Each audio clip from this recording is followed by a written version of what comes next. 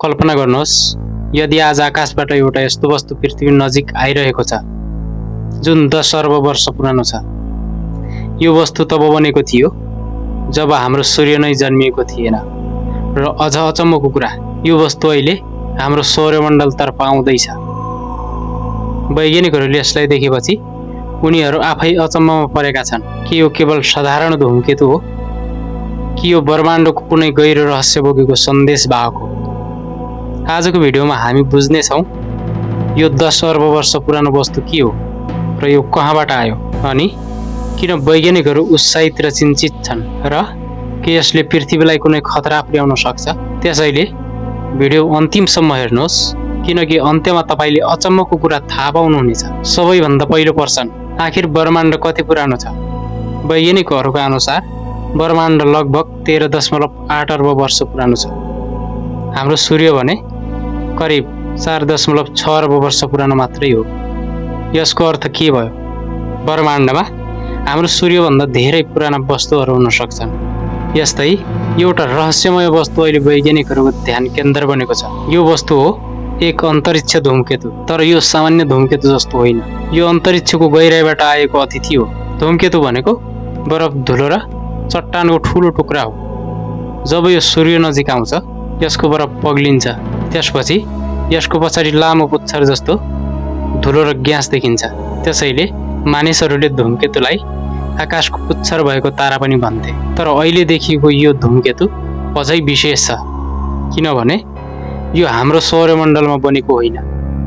यो अर्को तारा प्रणालीबाट आएको हो।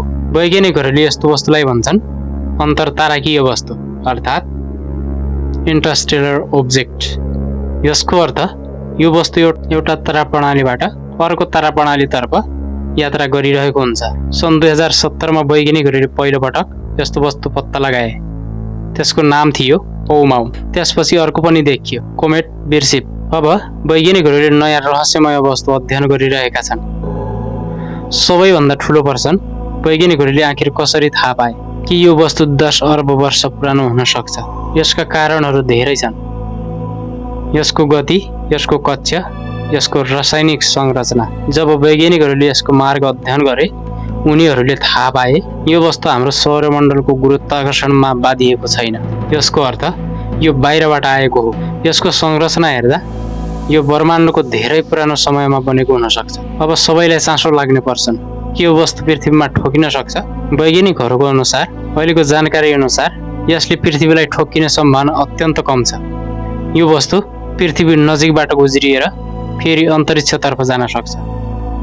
तर यसको अध्ययन वैज्ञानिकहरूको लागि धेरै महत्त्वपूर्ण छ, किनभने यसले हामीलाई ब्रह्माण्डको प्रारम्भिक इतिहास बुझ्न मद्दत गर्न सक्छ। यदि यो वस्तु साँच्चै 10 अर्ब वर्ष पुरानो हो भने यो ब्रह्माण्डको पुरानो समयको नमुना हुन सक्छ। यसमा त्यस्ता तत्त्वहरू हुन सक्छन् जुन अहिलेको ग्रहमा छैनन्। यसको अध्ययन गरेर वैज्ञानिकहरूले बुझ्न सक्छन् तारा प्रणाली कसरी बन्छ, ग्रहहरू कसरी बनिन्छ, र जीवनका तत्त्वहरू कहाँबाट आउँछन्। सायद यस्तै वस्तुहरूले कहिले पृथ्वीमा जीवनका तत्त्वहरू ल्याएका थिए। ब्रह्माण्ड अझै पनि रहस्यले भरिएको छ। हामी जति खोज्छौँ त्यति नै नयाँ प्रश्नहरू जन्मिन्छन्। 10 अर्ब वर्ष पुरानो धूमकेतु केवल एउटा अन्तरिक्ष वस्तु मात्र होइन, ब्रह्माण्डको इतिहासको एउटा टुक्रा हुन सक्छ। तपाईँको विचार के छ? के यो वस्तु भविष्यमा पृथ्वीका लागि खतरा बन्न सक्छ? तल कमेन्टमा आफ्नो विचार लेख्नुहोस्। यदि तपाईँलाई यस्ता ब्रह्माण्डका रहस्यमय भिडियोहरू मनपर्छ भने च्यानल आजको संसारलाई सब्स्क्राइब गर्न नबिर्सनुहोस्, किनकि यहाँ ब्रह्माण्डका सबैभन्दा अचम्मका रहस्यहरू खुलासा गरिन्छ। धन्यवाद। अर्को भिडियोमा फेरि भेटौँला।